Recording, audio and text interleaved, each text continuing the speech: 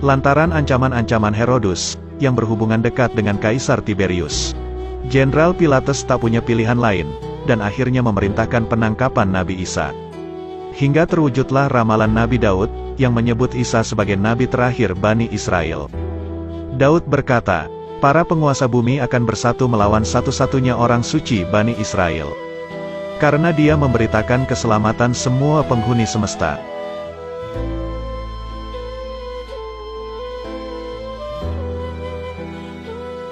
Malam itu, saat Nabi Isa beserta muridnya sedang bersantap malam, datanglah Maria saudari Lauzar, sambil membawa sebotol minyak wangi berharga.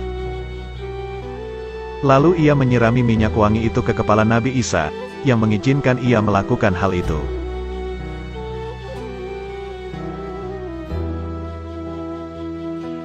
Terlihat jika keimanan Yudas Askariot sudah rapuh, ia pun berkata-kata kasar kepada Nabi Isa beserta Hawariyun. Dan mengatakan, dengan sebotol minyak wangi ini, mana mungkin bisa mengenyangkan perut 30 orang miskin. Murid Nabi Isa yang lain menegur Yudas, dan mengingatkan dengan siapa ia berbicara.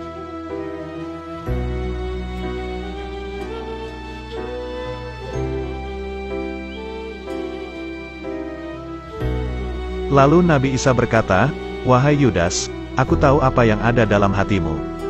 Dan mengingatkan kepada murid lainnya, agar perbesar sikap sabar kalian, lebih dari selama ini yang sudah kalian tunjukkan.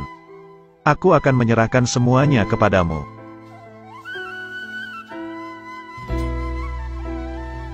Bagi murid-murid Nabi Isa, malam Paskah tahun itu memiliki suasana berbeda. Telah ditakdirkan, itu adalah malam terakhir Nabi Isa makan bersama murid-muridnya.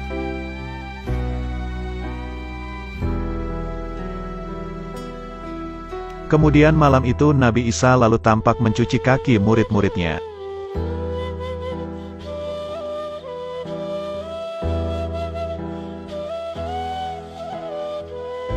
Keesokan harinya, diperlihatkan Yudas Askariot sedang bertemu dengan pendeta kuil dan prajurit Romawi.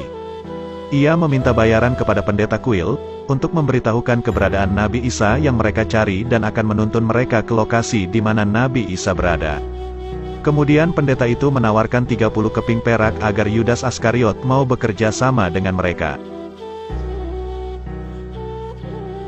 Pada malam itu, Nabi Isa sedang berdoa kepada Allah dan berkata, "Tuhanku, aku tahu para pendeta membenciku dan berniat membunuhku. Aku adalah hamba-Mu, dengarkan doaku, dan selamatkan aku dari kejahatan mereka. Karena Engkaulah penyelamatku." Kemudian datanglah malaikat Jibril dan berkata, "Wahai Isa, Bani Israel punya rencana, tapi Tuhanmu pun punya rencana. Maka Tuhan adalah perencana terbaik.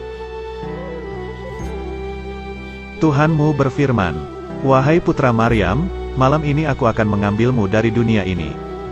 Aku akan mengangkatmu ke sisiku, dan mensucikanmu dari mereka yang menentangmu.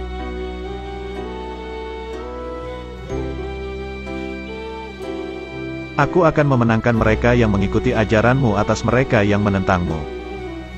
Kalian akan kembali kepadaku. Saat itu, aku akan mengadili perselisihan antara kalian.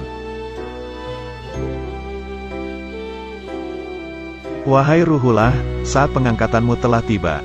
Lalu Nabi Isa mengatakan kesiapannya kepada Jibril. Ia pun berjalan ke arah sumber cahaya putih yang menuntunnya menuju ke sisi Allah.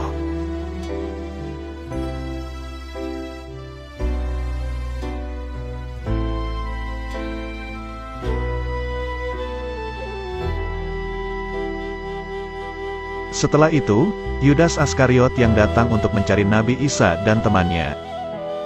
Ia juga melihat cahaya putih itu, dan berjalan menuju cahaya tersebut. Tiba-tiba saja kilau cahaya tersebut menyinari wajahnya sampai ia berteriak ketakutan.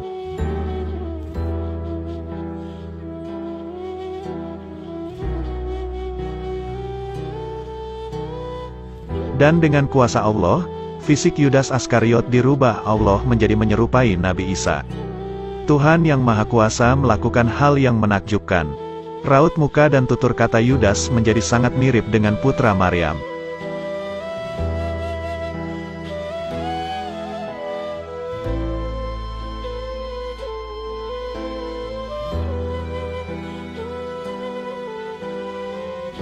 Setelah itu, prajurit Romawi datang dengan pasukannya berniat untuk menangkap Nabi Isa. Setelah mereka melihat Nabi Isa, yang sebenarnya itu adalah Yudas yang menyerupainya.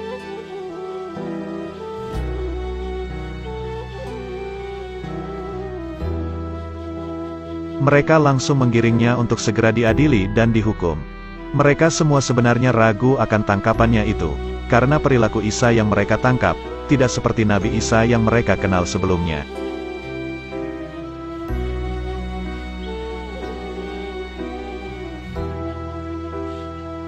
Keesokan harinya, Jenderal Pilatus mengadili Isa tangkapannya itu di depan halayak ramai.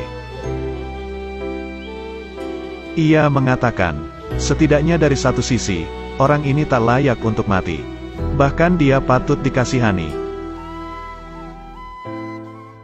Ini bukan Isa, tapi Yudas yang memandu prajurit Romawi untuk menangkap Nabi Isa. Dia mengaku, Nabi Isa dengan sihirnya telah mengubah wajahnya seperti ini. Membunuhnya adalah suatu kezaliman, sebab orang ini tidak bersalah. Tapi, jika ia adalah Isa, dan mengaku bukan Isa, berarti dia telah kehilangan kewarasannya. Jika begitu, membunuh orang gila adalah kezaliman yang tak pantas. Lalu pendeta mengatakan, dia itu Isa, kami mengenalnya. Kalau dia tak bersalah, mustahil kami menyerahkannya kepadamu.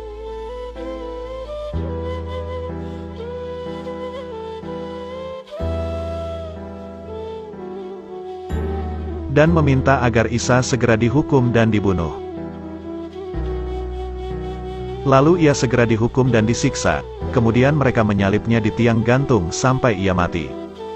Maka Allah menutup hati keras Bani Israel, akibat kekafiran mereka dan fitnah keji yang mereka lontarkan kepada Maryam. Juga akibat ucapan mereka bahwa mereka telah membunuh Nabi Isa, putra Maryam. Padahal mereka tidak membunuh dan menyalib Isa.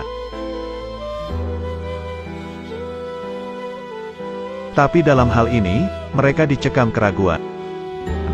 Mereka berselisih tentang nasib Isa, bimbang dan tidak yakin dengan ucapan mereka. Mereka hanya menuruti dugaan dan mereka pasti tidak membunuh Isa.